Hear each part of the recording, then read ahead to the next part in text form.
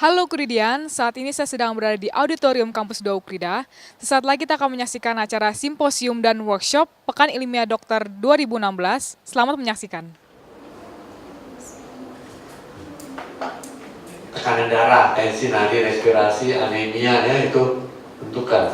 Nadi ya, juga kalau pasien masih melena atau tidak, lihat ditanya scoring. Ada pingsan, ada pusing-pusing, sinkop, skor lagi. Ada gangguan liver, scoring. Kenapa nih scoring ada gangguan liver? Karena gangguan liver pasti gangguan faktor pembekuan darah kan, pasti protrobinnya tinggi. Nah, apalagi kalau penyakit jantung, sudah shock, pasiennya sudah shock, dekom, susah ya, diguyur nggak bisa, nggak diguyur pasien mati. Ya, jadi dekom ini fungsi jantung sangat berpengaruh dalam resusitasi kita pada pasien. Resusitasi, maksud saya resusitasi cairan. Yang tadi local score ya, kita local score kita local score kita tentukan dengan endoskopi. Kalau tadi kan Bradford score itu kan datang semua, waktu datang kita delay. Kalau local score setelah endoskopi kita delay. Yang sebelum endoskopi dan sesudah endoskopi kita delay. Ya tentu ini kalian mesti tahu endoskopi dan harus tahu endoskopi baru kita tahu. Yuk kita lihat bagaimana itu local score. Lanjut. Nah ini dia. Local score beda. Local score ditentukan oleh umur. Kalau shock tadi juga ada ya, shock. Nah komorbidnya lihat di sini. Jantung tetap menjadi komorbid penting.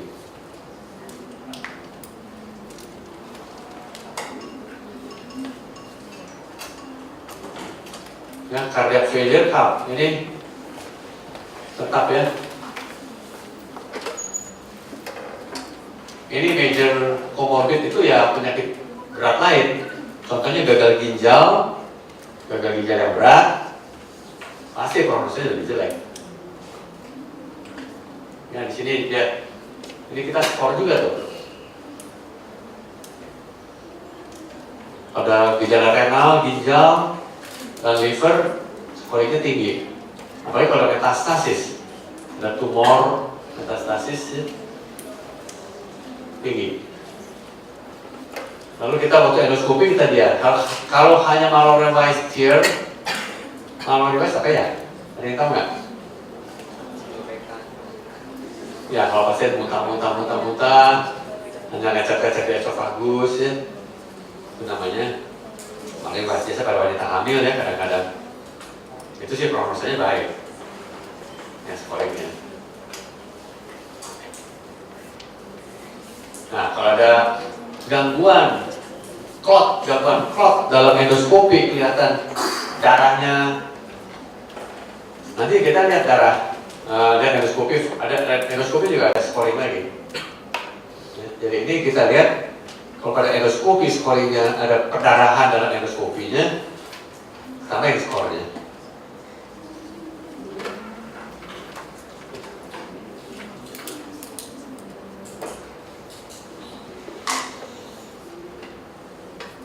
Jadi kita lihat di sini juga, kalau stigmata perdarahannya di sini.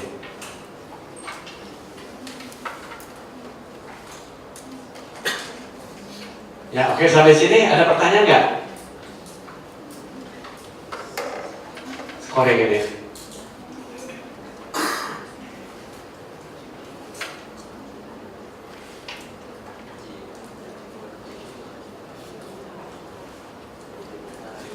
Ada ischemic heart ya. Jadi kita dari scoring Bradford itu waktu pasien masuk. Scoring ini waktu kita mau endoskopi sebelum dan sesudahnya.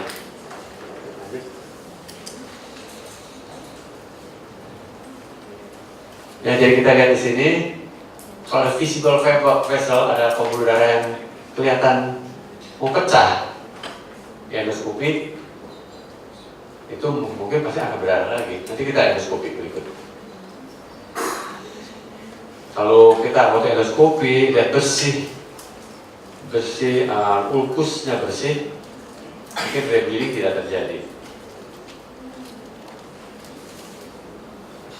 Nah, kalau skor kurang dari 2, ya resikonya perdarahannya hanya 4%. Dan tidak, kalau ulkusnya bersih, kemungkinan meninggalnya rendah sekali. Ya, prognosanya. Nah, ini penyebab-penyebab yang banyak terjadi perdarahan itu karena satu, ulkus peptikum, ya, seperti tadi kita bicarakan, obat-obatan. Ya. Kedua, erosi radang, esofagitis, varises. Ini sih sebenarnya ini di Inggris ya, di kita beda ya. Keganasan, ada kelainan vaskuler dan lain-lain. Ini si UK di Inggris. Kita lihat nanti lain. Nah, kita yang sering itu di Jakarta ulkus banyak. Ya, ulkus bisa jinak, bisa ganas. Tapi kebanyakan jinak. Maksud jinak itu bukan perdarahannya jinak, tapi bukan malignansi gitu, bukan cancer. Yang namanya ulkus ganas yaitu ulkusnya karena cancer. Ada beberapa pasien yang cancer lambung atau cancer duodenum menyebabkan perdarahan. Tapi jarang ya, kebanyakan ulkusnya jinak. Kayak tadi saya bilang karena obat-obatan yang sembarangan dipakai. Lalu varises bleeding banyak nih. Ternyata saat ini sirosis banyak banget. Karena sekarang sirosis yang berat-berat pun bisa kita tolong. Kalau dulu sirosis udah koma, waktu saya dulu masih koas, presiden, kalau pasien sirosis sudah koma ya tinggal tunggu. Kalau sekarang nggak boleh. Kalau pasien koma sirosis, asites mesti bangun. Ya bangun, tanda tangan warisan. Maksudnya sekarang pasien sirosis harus tetap tolong karena banyak obat-obat bagus sekarang. Ya, jadi varises bleeding juga banyak. Ulkus duodenum, gastric erosi ya, esophagus ulcer, gastric cancer. Jadi banyak, yang paling banyak ulkus gaster dengan varises.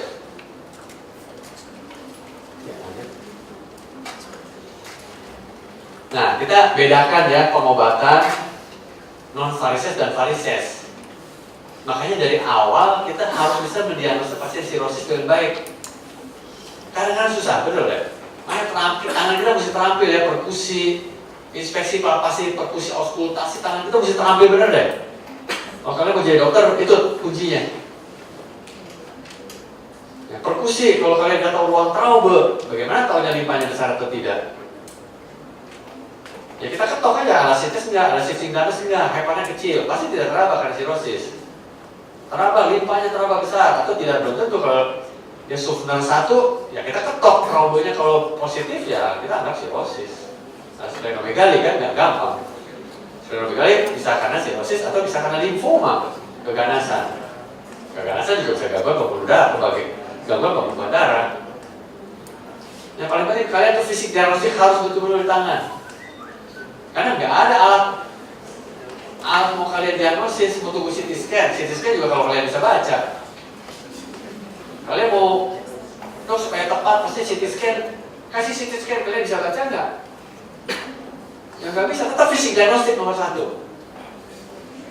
Ya semua alat penunjang adalah menunjang, hanya menunjang, bukan untuk diagnosa utama. Ya, jadi kalian betul-betul deh dilatih deh fisik diagnostik. Ya kalau yang lain sih kan bisa ya. Tensi, nadi, lalu kita guyur, kapan diguyur, sampai berapa jauh cairan yang dibutuhkan, cairan. Ya kita guyur aja dulu 200 cc, 300 cc. Lihat cairannya seberapa banyak. Kalau shock, kita kan cairan guyur sampai 200 dan naik, baru kita kasih fase aktif. Transfusi pada yang shock atau yang aktif. Yang HB kurang dari 10. Karena kenapa kita transfusi? Kalau misalnya HB-nya 9, transfusi nggak? Kalau masih perdarahan, ya? Ya transfusi karena 9 saat ini, sementara perdarahannya akan turun lagi. Apalagi kalau orang tua. Ya kalau HB-nya turun, tahu-tahu jantungnya kena. Ischemic jantung, stroke pasiennya. Jadi di sini paling penting fluid resuscitation, ya resusitasi cairan. Ada workshopnya nggak resusitasi cairan?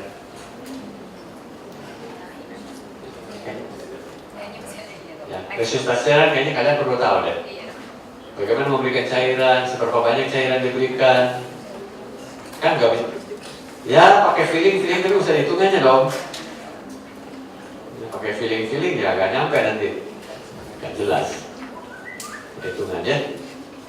Kalau di HCU aja, jangan lupa pasang urin, pasang kateter urin untuk tampung urin. Ya kalau sekarang CVP itu kan kayaknya sudah rutin ya, CVP ya, di UGD ya rutin. Nanti tuh yang emergency medicine saya rasa juga harus bisa ya pasang CVP. Nggak tahu CVP agak susah juga sih. Ini latihan ya.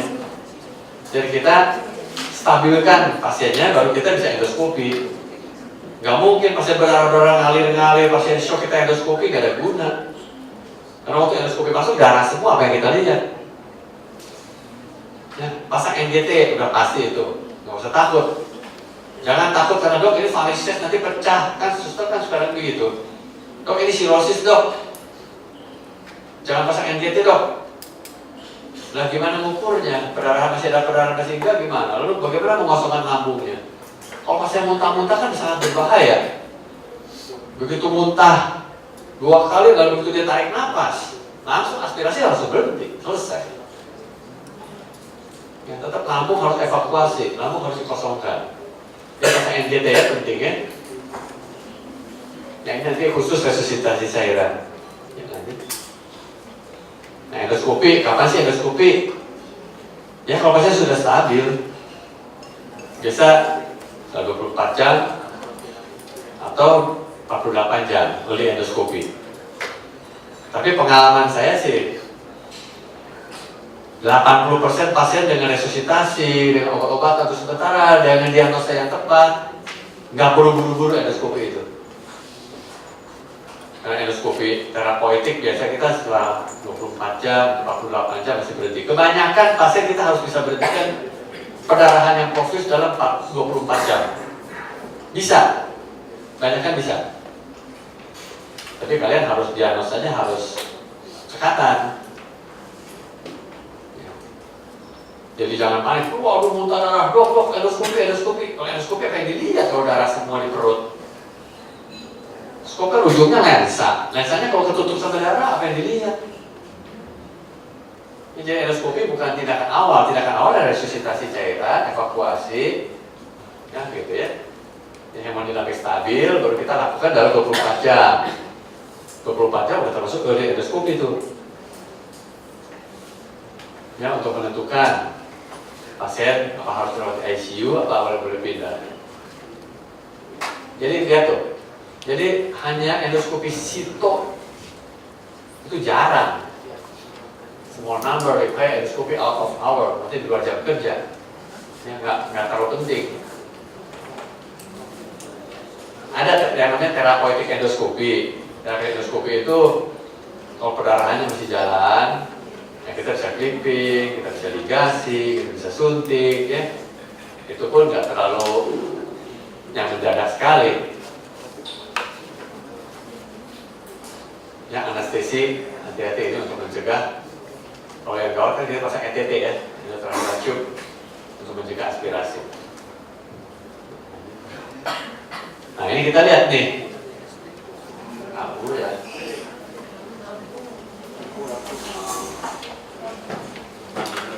Nah ya, kalau dia tukang nonton nih, kalau orang punya mati. Yang kita lihat di sini, ini arterial bleeding, mancur begitu tuh, ulkus di sini. Kita nggak usah buru-buru, tenang aja. Nah ini, ya biasa ini arteri, kita klik aja di sini. Kita berlomba-lomba karena skop masuk berlomba-lomba karena kalau perlu darah lagi skopnya ditutup lagi, darah kita nggak bisa lihat.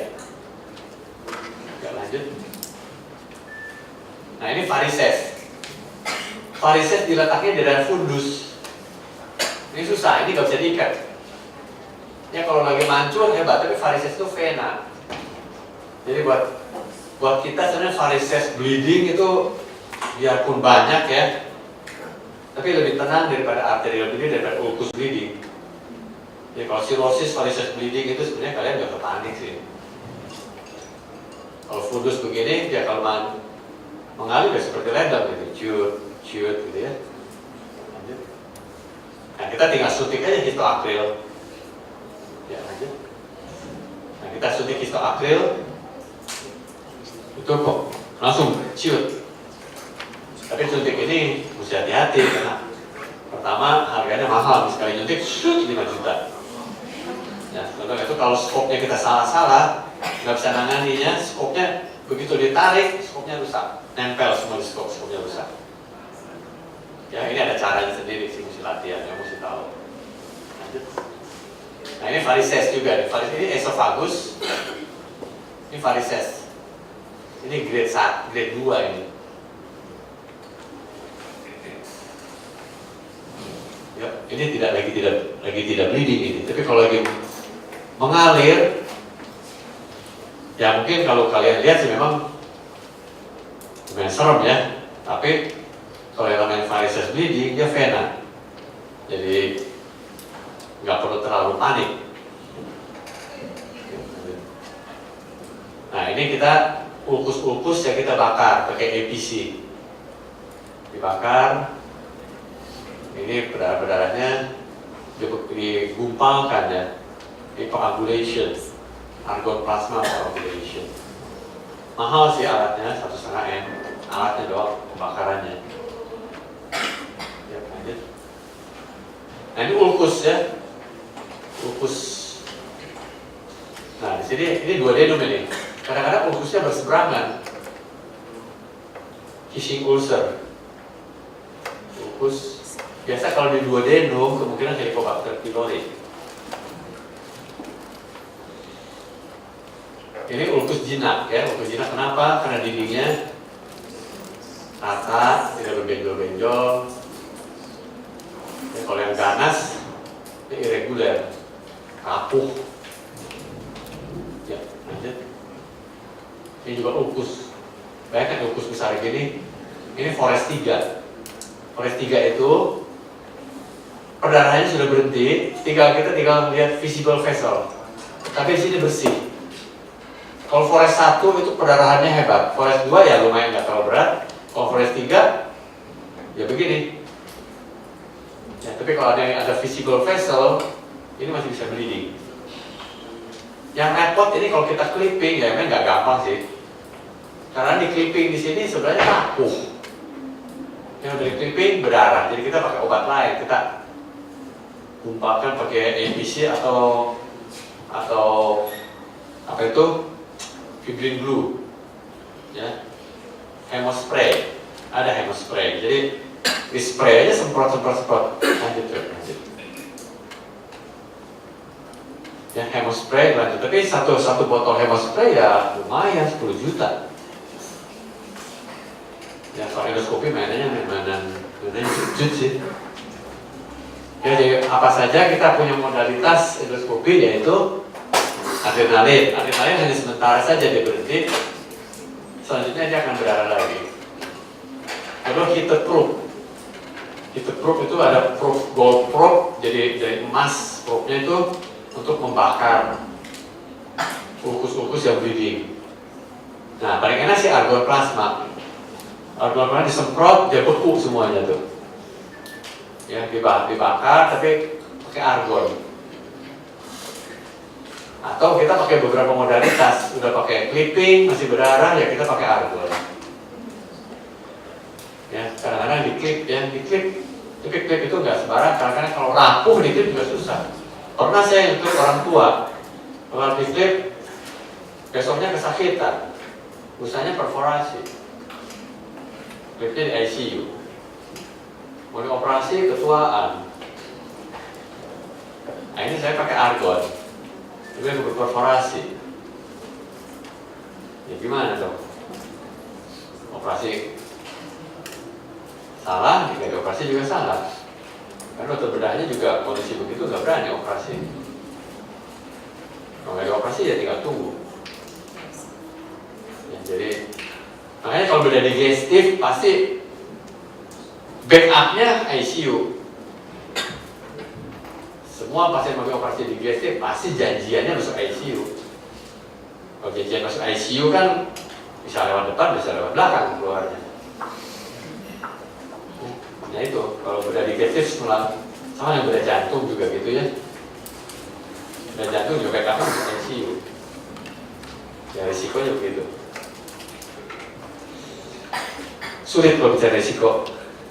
Lanjut. Ya, biasa kita gabung ya, adrenalin, lain-lain ya. Nah jangan lupa kalau ulkus seperti tadi, selalu kita harus pikirkan Helicobacter pylori. Yang Helicobacter pylori ada topik sendiri, nanti bisa pakai nafas, ya, bisa nafas, bisa darah, ya. Ini sih sekedar informasi barangkali ya. Kebetulan kami lagi ada IDDW di Hotel Borobudur. Ya kalau kalian masuk situ, di lobinya sudah banyak pameran-pameran alat situ. Jadi kalau kalian sempat boleh mampir. Tapi harinya 3 hari dan besok. Ya itu lihat bagaimana bisa UBT, udah breast test ada di sana. Ya anak endoskopi banyak, endoskopi macam-macam. Lihat GERD ya, jadi kalian saya sih anjurkan nggak usah bayar lah, masuk aja itu kan lobby. Jadi apa itu istilahnya? Hotel kan umum kan orang situ. Tetap aja pamerannya banyak, jadi kalian tahu bagaimana UBT kesempatan. Minggu udah nggak ada. Oke lanjut. Obat-obatan. Nah selalu kita pakai kalau perdarahan ulkus ya, selalu kita pakai PPI, proton pump inhibitor. Kenapa kita pakai PPI? Karena kita tahu kan kalau ulkus selalu kalau berdarah selalu si darah menggumpal kan, otomatis dia gumpal. Ada faktor pembekuan darah dia akan menggumpal. Tapi kalau di lambung, gumpalannya habis, hancur oleh asam lambung. Karena dia asam. pH-nya berapa sih lambungnya? Ya, ya, 1 nah, sampai 2. iya, asam lambung itu 1-2. Jadi kita harus pertahankan pH supaya darah bekuannya nggak rusak, itu bikin pH di atas 6, minimal 4, 5, 6. Nah maka kita berikan PPI, proton pump inhibitor, yaitu obat-obatan yang menekan sekresi asam, sehingga kalau gumpal terjadi perdarahan, menggumpal, dia nggak pecah. Ya PPI misalnya apa? Jadi itu mencegah clot lysis. Jadi clot bekuan darah itu akan lysis kalau pH di bawah 6. Ya kita usahakan bertahankan pH di atas 6. Ya awalnya disuntik ya, lanjut. Nah, kita bisa berikan apa? Pantoprazol ke, omeprazol ke, esomeprazol ke, ya boleh ya. Cuma yang evidence base-nya yang ada yaitu esomeprazol. Jadi kita mulai dari 80 mg IV drip ya, IV bolus. Lalu dilanjutkan 8 mg per jam. Ini bukan per hari ya, hour ini. 8 mg per jam. Satu ampulnya itu 40 mili. Ya, jadi satu ampul itu habis dalam 5 jam. Ya pakai duit sih, semua ini pakai duit. Ya nggak ada yang nggak pakai uang. Mahal lah pokoknya gastroenterologi sih mahal obatnya. 8 mg per jam selama 72 jam. Ya, kalau sampai endoskopi kita kan bisa lihat lukanya yang derajat berapa. Nah ini kasih tranexamic acid, transamin atau kalnek. Dulu sih untuk bedah ya. sebenarnya untuk apa sih transamin itu diberikan? Siapa sih yang di hematologi? Nah.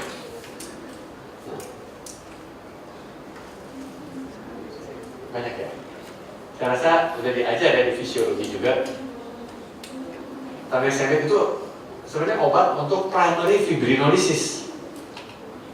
Kalau kita bicara teori, transamin itu nggak berguna kalau untuk ulcus bleeding. Tapi kalau terjadi fibrinolysis, misalnya pada di IC, kita tahu kan sirosis itu pasti di IC. Tapi di IC kan ada dua macam. Di IC yang compensated dan di IC decompensated. Di IC decompensated adalah di IC yang mengalami pendarahan. Nah, kalau di IC yang compensated, di IC tapi tidak terjadi pendarahan. Kalau di sirosis hati pasti di IC yang chronic compensated. Jadi kalau dia sudah terjadi pendarahan, kita harus pikirkan aja di IC juga. Boleh diberikan transamin. Ya, lanjut. Nah, kapan kita lakukan endoskopi ulang? Kalau terjadi pendarahan lagi, kita lihat lagi. Karena biasanya kan awal itu kan terjadi pendarahan, gumpal-gumpal darah, kita susah melihat. Itu bersih, kita lihat lagi. Ya. Tentukan, untuk menentukan apakah dia perlu dioperasi atau tidak. Ya. Kalau waktu endoskopi pertama kali banyak darah, kita nggak bisa lihat ya, setelah darah dievakuasi setelah 72 jam udah bersih, lambungnya pakai NGT, ya kita endoskopi lagi. Tapi pengalaman kami sih ini sedikit sekali kasus yang perlu endoskopi ulang, karena kita selektif sekali endoskopinya. Tadi kan saya bilang nggak semua, kebanyakan pasien bisa dihentikan darahnya dalam 24 jam sampai 72 jam dengan obat-obatan.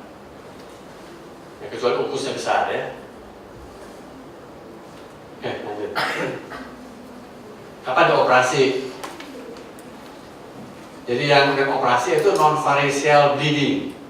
Ya, kalau kita pakai endoskopi, di clipping nggak bisa, di hemospray nggak bisa, di APC nggak bisa, darahnya masih mancur, arteri terutama pada duodenum ya.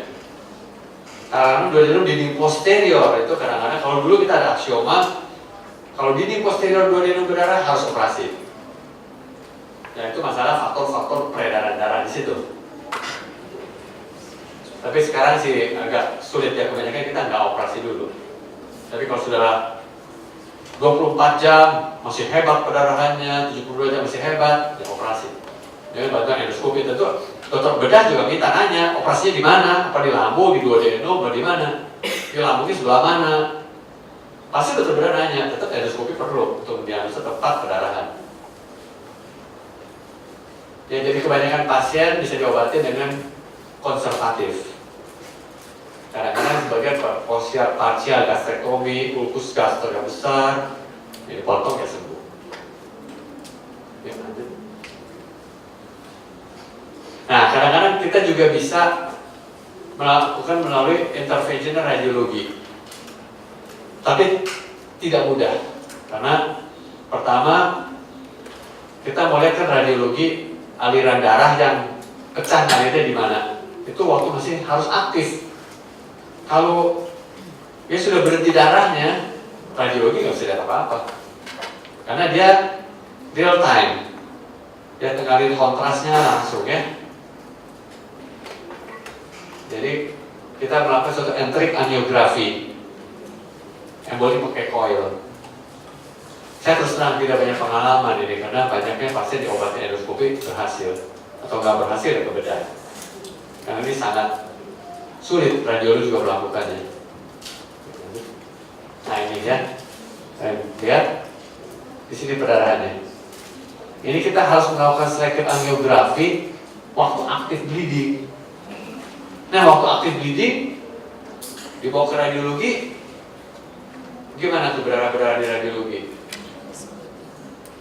Kalau bawa ke fluoroskopi, masih sementara berdarah-berdarah. Kalau nggak berdarah ya nggak bisa kelihatan ini. Coba lihat apa di sini, lihat utannya dan cemarannya. Saya nggak pengalaman karena jarang nggak ini. kecuali terpaksa pada orang tua misalnya. Yang tadi saya ceritakan, orang tua dioperasi nggak bisa, tidak dioperasi pasti mati. Ya kita lakukan aja apa yang bisa, radiologi ini manfaat di coil. Jadi kapan di follow up? Apa yang perlu di follow up? Yaitu kalau perdarahan, helikobakter. Jadi kita memberikan PPI-nya 6 minggu loh, lama ini. Ulkus itu kalau besar berikannya 6 minggu. Jadi harus stop ya, obat-obatan harus stop. Itu saya sering berdebat dengan dokter jantung. Dokter jantung nggak baru PCI, tahu kan PCI kan? Kateter jantung ya. Jantung pasang stent. Dia harus berikan kan ini. Aspirin harus berikan. Kalau tidak berikan katanya clotting lagi. Pas lagi bleeding, diberikan bleeding. Ya kita debat ya udah karena pasien jantung ya kalau di ICU. Bleeding mati. Ya, diberhentikan aspirinnya, jantungnya mangkep. Tidak diberikan aspirinnya, bleeding habis. Ya kalau reumatik lah bisa diberhentiin lah ya. Paling sakit daripada muntah darah, mendingan kamu pilih sakit kan. Saya juga ada obat-obatan baru, COX-2 yang katanya aman sih buat lambung. Tapi yang namanya COX-2 kan namanya anti inflamasi, pasti dia menurunkan prostaglandin.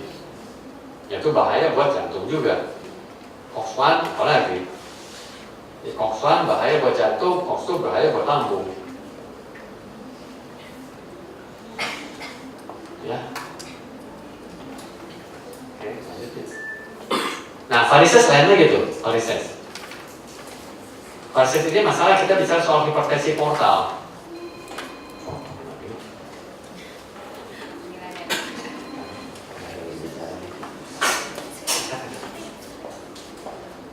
Ya, di sini varises bleeding itu lebih gampang, meskipun kalau kalian lihat endoskopi itu serem tuh.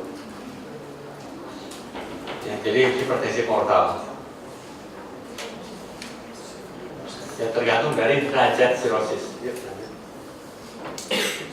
Nah, lihat kita derajat sirosis ada berapa macam derajatnya?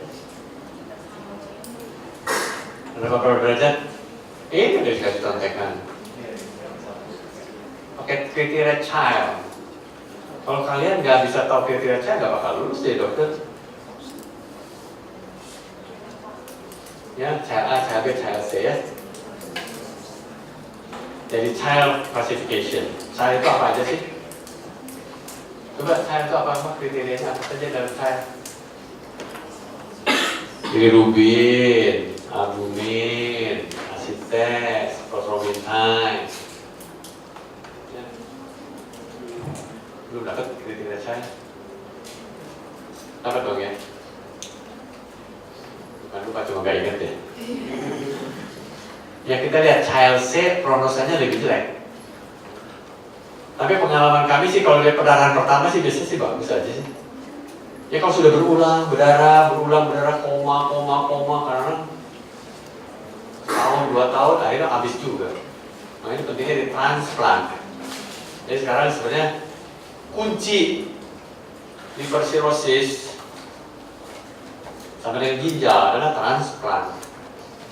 Ya, apalagi varises bleeding. Kalau transplant sebenarnya membaik. Oke, lanjut. Ya, resusitasi seperti biasa ya, cairan resusitasi, CVP pasang biasa. Nah, jangan lupa kalau pada cirrhosis selalu ada trombositopeni kan, selalu trombositnya rendah. Jadi kalau kalian dapat trombosit rendah, jangan langsung di DHF. Cirrhosis demam DHF. Kenapa DHF? Trombosit rendah. Cirrhosis pasti trombosit rendah. Jadi kalian jangan dapat pasien demam trombosit rendah langsung DHF. Yang sering di UGD demam trombosit dok DHF, pasien bleeding. Jadi kalian pikir DHF derajat 2 dengan perdarahan. Padahal sirosis lain ceritanya. Ya, jangan lupa berikan vitamin K karena trombositnya cukup dikoreksi sampai 10 pangkat 50.000 cukup ya. 50.000 saja. Di atas 50.000 trombosit itu tidak akan menyebabkan perdarahan. Kalau pengalaman saya CDHF trombosit 5.000 juga nggak berdarah. 10.000 nggak berdarah. Iya. Ya, F derajat 1 nggak berdarah. Kortikosteroid karena autoimun kan naik lagi besoknya trombositnya. Ya, jadi kalian jangan panik dengan trombosit rendah ya. Kecuali ITP akut atau ITP kronis itu nggak bisa naik trombositnya ITP. Jadi kalau pada pasien sirosis kasih vitamin K, kasih FFP, karena pasti kalau pada sirosis bleeding itu salah satu gangguan adalah faktor pembekuan darah yang terganggu. Yang di samping ada ulkus yang pecah, varises yang pecah, atau cryoprecipitate. Cryoprecipitate mahal sekali ini. Satu ampulnya 5 juta. Atau Kovac satu ampul 5 juta. Sekali suntik 5 juta. Darah berhenti. Ligasi. Jangan lupa berikan antibiotik ya pada sirosis hati. Nanti antibiotik. Kalau yang lain sih tergantung kebutuhan. Bisa EPT, endotracheal intubasi. Ya, kalau pada yang perdarahan hebat atau ensefalopati yang bisa gangguan kepada saluran nafas. Ya takutnya aspirasi kan? Ya kenapa? ETT itu banyak pasien yang nggak ngerti. Dok dicolok. Ya gimana kalau nggak dicolok pasien aspirasi, koma keselak mati. Dikasih minum sama pasien sama keluarganya, keselak mati. Ya, jadi saluran nafas nomor 1 dipasang endotracheal tube. Nah sama endoskopi juga, coba kita lakukan apa di sini? Ligasi, varisesnya diligasi atau disuntik. Injeksi dia suntik, varisesnya dia ciut atau diikat. Kalau yang punya duit dia pakai fibrin glue, tissue glue atau ampul segini 2 cc, pakai lipiodol. Ya sama sekaligus 5 juta. Gitu aja. Ada duit ya jalan, ada duit ya ada tunggu yang lain. Ligasi ya, kita paling sering ligasi. Nanti kalau kalian kali tarakan dia hampir tiap hari kita ngerjain ligasi. Banyak pasiennya. Terapi sekarang udah kurang. Histoakril terkadang pada fundus varises yang nggak bisa diikat kita.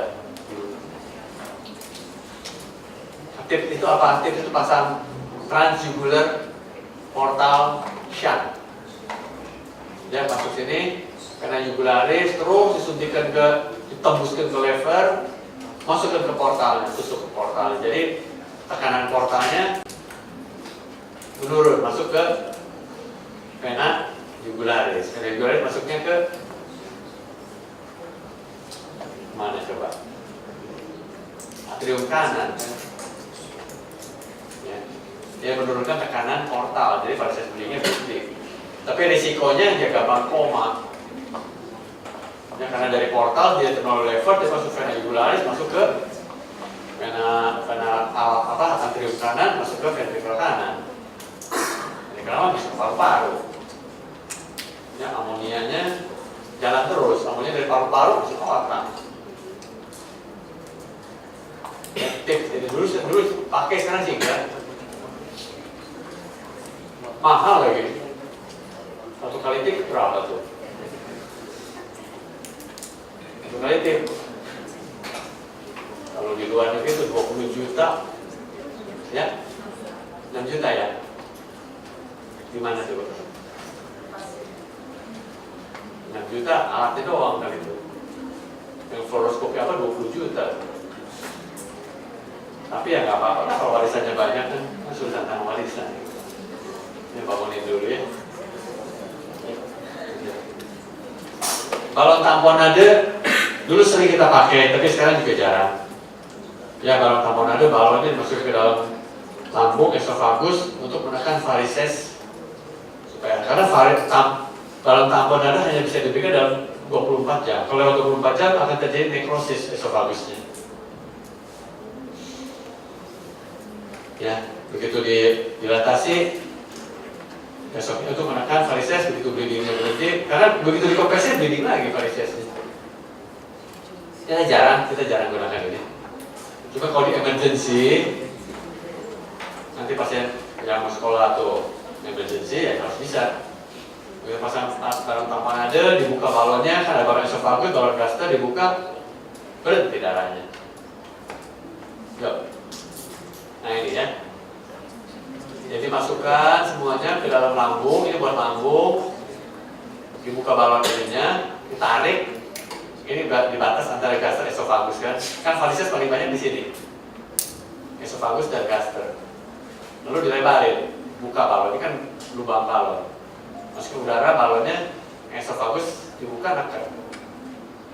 Ya, tapi konvensionalnya dalam 24 jam, jadi lagi. Ya buat sementara saja ini kalau evakuasi ya, kalian dapat pasien gawat darurat, sebelum evakuasi ke rumah sakit yang lebih besar, ya boleh pakai ini. Pasangnya gampang sih kayak NGC.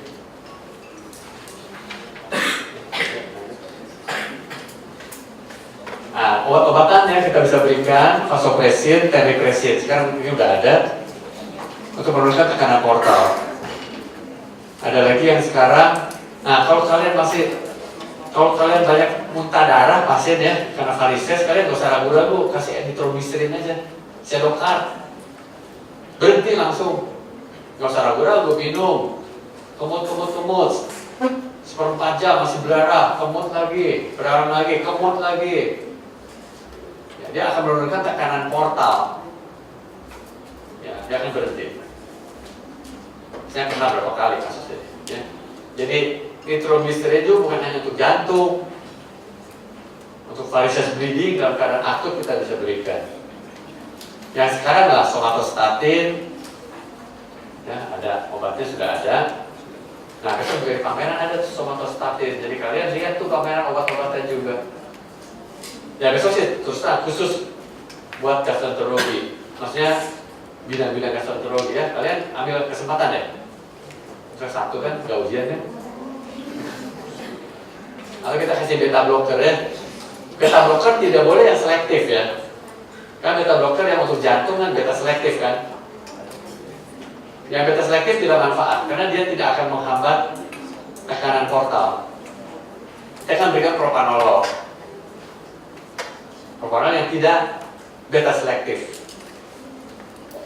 Bahayanya apa propanolol? Tidak boleh diberikan pada penyakit-penyakit apa? Asma dan jantung, dekom tidak boleh diberikan propanolol. Yang kecuali pada thyroid heart disease, kan obatnya juga propanolol. Ya, oke, lanjut. Tadi ini yang tips tadi kan, kalian nggak usah pusing ini.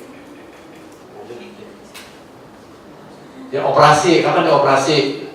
Kalau kita tips yang bisa lakukan. Varisesnya bleeding lagi, kita operasi, tapi bukan lagi bleeding ya, kita bleeding berhentikan. Kalau dia misalnya dalam 1 bulan bleeding, setiap bulan bleeding, irigasi bleeding, ya kita operasi. Operasinya portorenal shunt, hanya dibuka sedikit, menyambung vena porta ke vena arterial, arterienalis. Jadi portorenal shunt, nanti arterienalis kan masuk ke vena cava inferior. Yang mengurangi tekanan portal. Kasus tertentu kita lakukan ini. Ya, tujuannya untuk mengontrol varises bleeding. Kalau transeksi esofagus sih hampir nggak pernah ya, esofagusnya dipotong-potong gitu tuh, nggak pernah deh varises. Dulu kalau nggak ada jalan lain daripada pasien meninggal, kita potong-potong esophagus yang berdarah.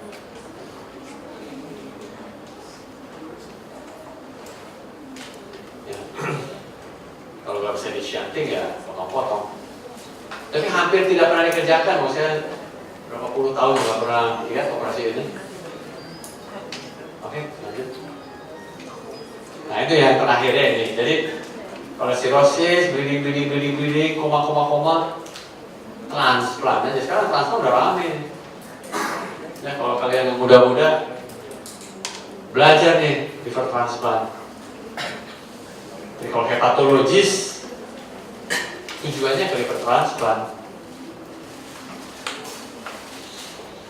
Oke. Di follow up-nya sih lihat aja varisesnya. Kita kadang-kadang tiap bulan kita ikat pasiennya sampai varisesnya bersih.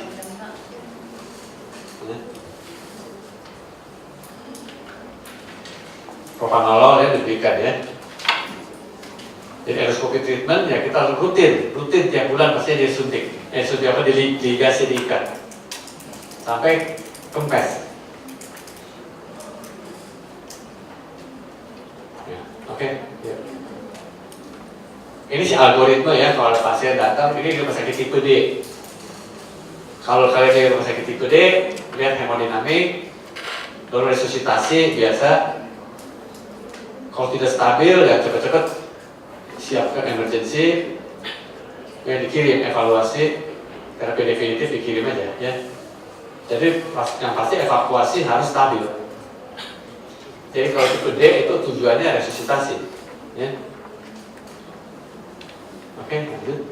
Nah ini tipe C, dia masih bisa pakai angiografi kalau yang punya ya, atau operasi masih oke lah kalau ada dokter bedah yang berani.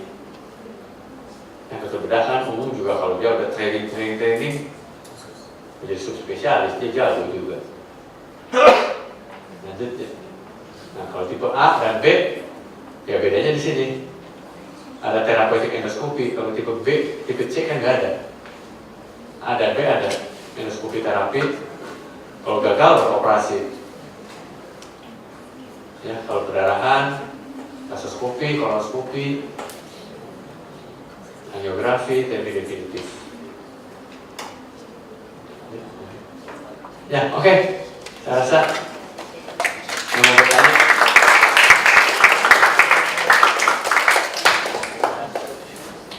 Gimana? Ada yang mau tanya? Silahkan. Langsung aja ya. Ya. Iya dok, mau menanyakan dok, kapan seorang pasien sirosis hepatis dengan hematemesis melena itu dikatakan stabil? Karena kemarin itu saya pernah mendapatkan kasus di mana dia sirosis hepatis dengan hematemesis melena dan dia sudah tidak tampak gejala-gejala bleeding. Dan pada saat itu kita cek darah rutin sudah selama 3 hari stabil. Pada saat akan dipulangkan, mendadak pasiennya muntah darah hitam sangat profuse, langsung meninggal pada saat itu. Dan itu mengagetkan sekali karena keluarga udah mikir bilang boleh pulang sama dokternya, lalu meninggal.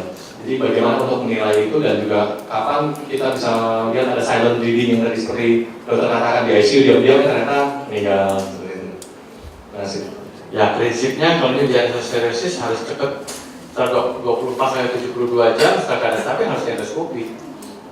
Karena kalau varises macam-macam kan, ada red veil sign, ada cherry red spot, ada ada cherry red spot, ada yang hematosistik. Jadi kadang-kadang pembuluh darah kecil tapi tipis. Ya, dia berhenti sementara kan. Jadi waktu dia berhenti kamu pulangkan tanpa persiapan, ya pecah lagi. Jadi prinsipnya varises bleeding harus kita endoskopi dalam, ya kalau setelah stabil ya 72 dalam 48 72 jam kita endoskopi. Ya tujuan endoskopi itu melihat langsung kan kelainan-kelainan stigmata sumber perdarahannya. Kalau hematosistik lesion itu kayak cherry merah, tipis banget. Kadang-kadang kesenggol skopnya berat. Ya sebenarnya sayang ya kalau kan saya bilang kalau sirosis bleeding itu harusnya bisa ditangani lebih cepat. Sebenarnya kalau dalam akut saya lebih takut ulkus bleeding karena ulkus bleeding itu arteri. arteri itu nggak ada tahanan kan, ngalir seperti air mancur gitu, sampai HB-nya habis aja gitu, baru pelan. Resusitasi lagi, mancur lagi. Ulkus. Kalau varises sendiri itu vena. Vena tuh ngalirnya kayak ledeng bocor aja, cur gitu ya. Tapi kalau arteri bleed itu kayak mancur. Ya sebenarnya kalau di endoskopi, apalagi kalau ada histoakril tuh nggak boleh meninggal. Ya, saya ada pasien satu, kalau nggak salah namanya siapa ya, Ari itu umur 31, kayak gitu tuh. Bayangkan trombosit 30, HB ngedrop terus, di rumah sakit kan. Saya mau endoskopi juga takut jangan mati dengan jangan endoskopi kan. Ya bilang sama pasien, bu ini kalau nggak ditolong ya pasti meninggal. Kalau kita tolong untung-untungan nggak meninggal. Ya 50-50 aja bilang aja deh, risiko bukan di tangan kita, 50-50 kan yang punya yang kuasa aja. Ya lalu saya lihat faktor pembekuan darahnya, saya kerjasama sama dokter hematologi, suntik dia Kovac, dok suntik tapi kasih endoskopi. Oke suntik, berhenti darahnya, sejam kemudian saya endoskopi, berforces bisa besar. Saya ligasi itu 3, waktu ligasi juga takut juga, jangan waktu ligasi pecah kan. Sebenarnya waktu ligasi udah mesti nggak pecah. Selesai ligasi, berhenti itu darah. Terus sekarang masih jalan-jalan ke rumah sakit. Ya begitulah kalau kita di bagian pendarahan bisa nolong nyawa pasien, kita redor sedikit atau kita nggak sakit sedikit, melayang. Makanya hidupnya stres terus. Jadi perlu pengalaman dengan bertambahnya pengalaman sih sebenarnya sih mulai stres, tapi stres baru muncul karena kasus baru muncul lagi. Ya, jadi kalau varises tolong deh dalam 48 jam di endoskopi deh, nggak ada jalan lain. Ya pertanyaan lain? Tadi dokter mengatakan pemberian antibiotik pada sirosis. Kenapa? Yang kedua, balon tamponade. Apa yang dokter maksudkan itu bisa dipasang kayak dulu dok waktu saya masih kuliah, Sengstaken. Nah, apakah untuk kita sebagai dokter umum masih bisa memakainya? Sebab banyak saya lihat di UGD nggak ada Sengstaken itu. Apa juga bisa untuk ulkus yang kita dokter sudah ngatain itu ulkus duodenum menakutkan, bisa juga kita pasang. Kalau bisa kita pasang kan bisa menyelamatkan nyawa. Terima kasih. Baik, yang pertama tadi mengenai apa itu dok? Ya, sirosis apa kasih antibiotik? Kita tahu sirosis itu kan dia immunocompromised. Dia ulkus maupun di varises itu mudah sekali mengalami infeksi. Ya kita tahu di kolon kita kan penuh dengan koli. Kalau nggak ada koli juga kita mati.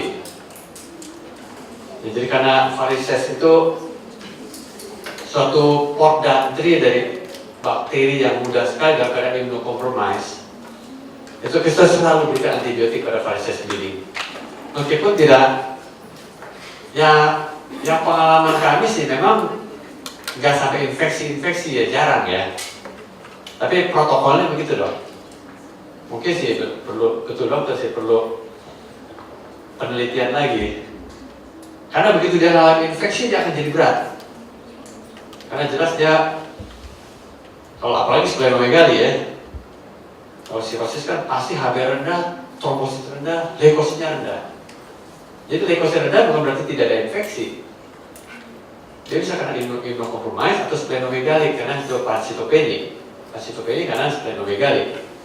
Jadi ya bukan aplastik ya, aplastik kuncinya harus tidak boleh splenomegali. Ya hipersplenisme namanya. Itu dong. Manis tangan Kretmorchuk itu hanya untuk gaster dan esofagus loh, tidak sampai ke duodenum. Jadi itu ya sebenarnya gampang saja, itu latihan aja tuh kayak pasang NGT. Pasang NGT itu pada varises itu Begitu dimasukkan, udaranya masuk, ditarik sedikit, mentok, ganjel di uji junction, dibuka, esofagus balonnya, berhenti darahnya. Ya, untuk dokter umum harus latihan itu. Karena sekarang vaksinnya cukup banyak. Dan SB tube itu kan, SB tube itu cukup mahal sih. Kita berapa juta lah gitu. Tapi itu dipakai reuse kan, bukan dipakai sekali buang. Itu kalau nggak salah sih sekitar 5 juta sih. Masih ada dong, masih ada yang jual. Cuma kalian mungkin nggak terbiasa kan.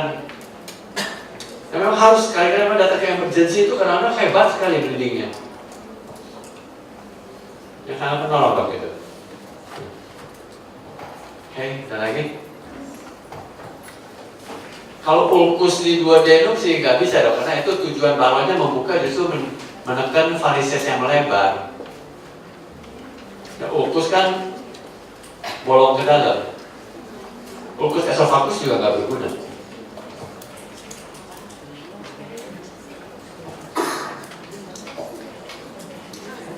Ada lagi pertanyaan?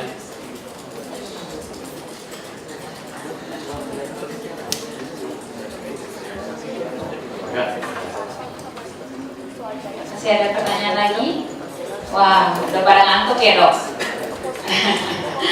Semangat dong dok, ini bentar lagi kita ada post-test nih dok. Ntar yang terbaik dapat hadiah. Terima kasih untuk Dr. Cahyadi Robert atas informasinya. Cukup sering kasus-kasusnya ya dok. Iya. Semoga bermanfaat buat kita semua di sini. Terima kasih dok. Oh iya, ada sedikit penghargaan yang akan diberikan Dr. Rena kepada Dr. Robert.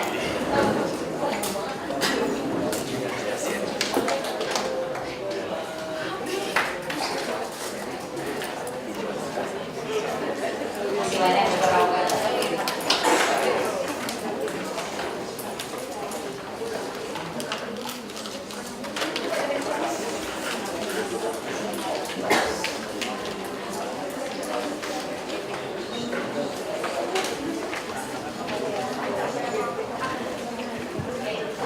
Dok, masih sanggup ya untuk post-test? Cuma sedikit lagi kok. Sambil nanti kita bisa bagi sertifikat, mau sertifikat kan?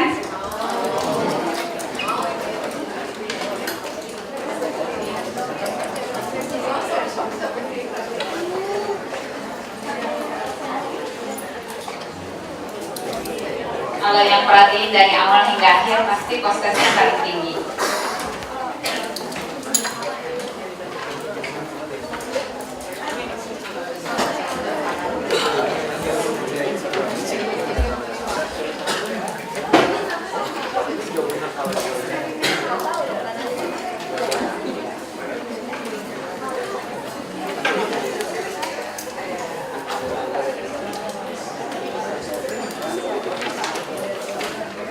Sekian liputan kali ini, saya Magdalena Nasri melaporkan dari Ukrida TV.